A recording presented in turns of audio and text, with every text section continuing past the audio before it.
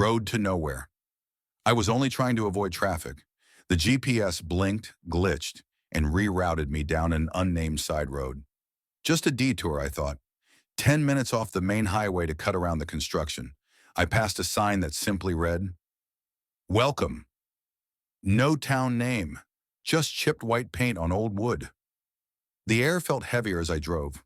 By the time I noticed I hadn't seen another car for over an hour, I was already deep inside the town. I parked near a diner. No name above the door, but the red and white tile facade looked like something out of the 1950s. The windows were clean. The neon open sign buzzed quietly. Inside, the place was empty except for one waitress and a man in a booth reading a paper. The waitress smiled when she saw me. "Coffee's fresh if you want some," she said. She didn't ask what I wanted. She didn't ask if I was lost. It felt like I'd been here before. I sat. She poured. The man in the booth looked over the top of his newspaper and nodded like he knew me. I didn't nod back. The coffee tasted exactly like the kind my grandmother used to make. Slightly burnt, strong, comforting. "Where am I?" I asked finally. The waitress didn't stop smiling. "Just where you need to be." I tried to leave that afternoon. Drove to the edge of town, where the GPS turned to a blank grid. No matter which direction I took, the road bent, subtly at first, then more obviously, until I was back where I started. The gas station, the diner, the same three children playing jump rope outside a house with blue shutters. I rolled down the window. "Hey," I called. "What's the name of this town?" The children stopped, in perfect sync. One of them stepped forward. "We don't say it anymore." The motel room looked untouched, dustless, a single bed, perfectly made, a rotary phone. No cell service, of course, the TV only played static.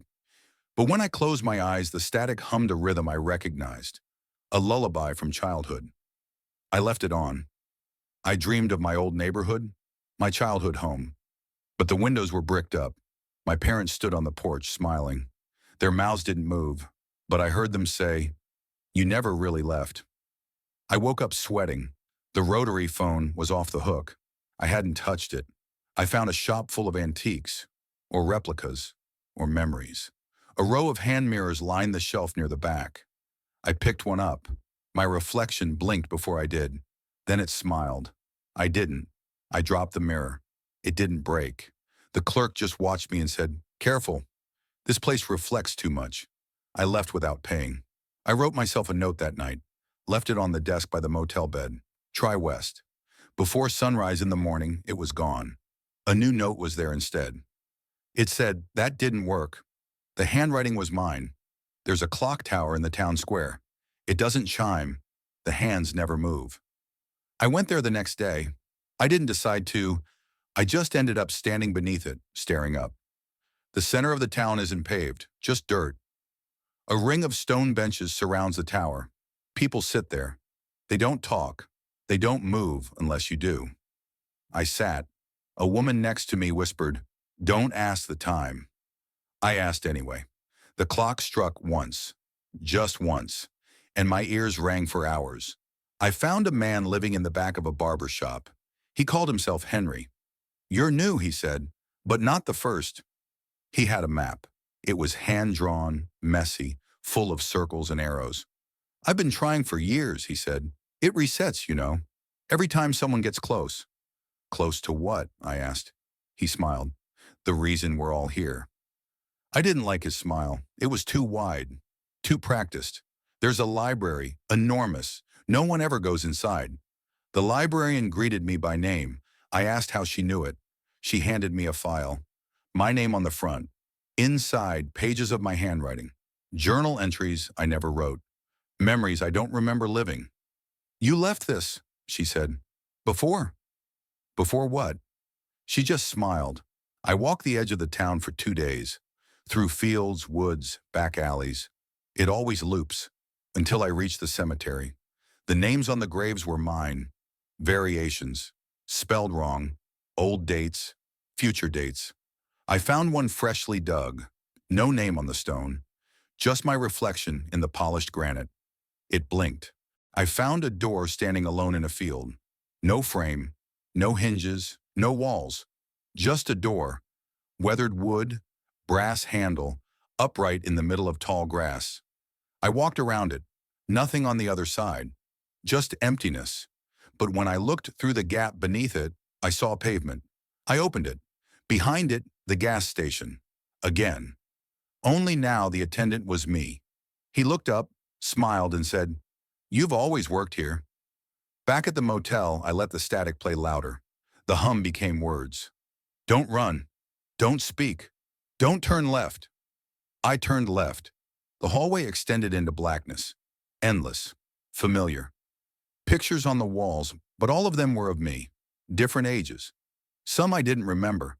Some I didn't recognize at all. One showed me standing at the edge of the town, smiling. The date said, "Tomorrow." I tried to burn one of the mirrors from the antique shop. It screamed, not aloud, in my mind. Henry found me later, huddled outside the library. "You touched something," he said. "I think I'm part of it now," I said. He nodded. "You were always part of it." I don't know if he meant the town or something deeper. The woman from the bench came to my motel door. She didn't knock. She just waited. When I opened it, she said, "You have to go to the center, the real center." She handed me a key, cold, heavy, black. It didn't fit any door I'd seen, until I looked behind the dresser. There was a door there now. Stone steps led downward, farther than the foundation should allow. The air changed, thicker, like memory. At the bottom, a chamber. Smooth walls, perfect circle, symbols etched everywhere. In the center, a chair, facing a mirror. The mirror showed me, but older, worn, broken. The man in the reflection spoke, "You can stay and forget, or remember and leave."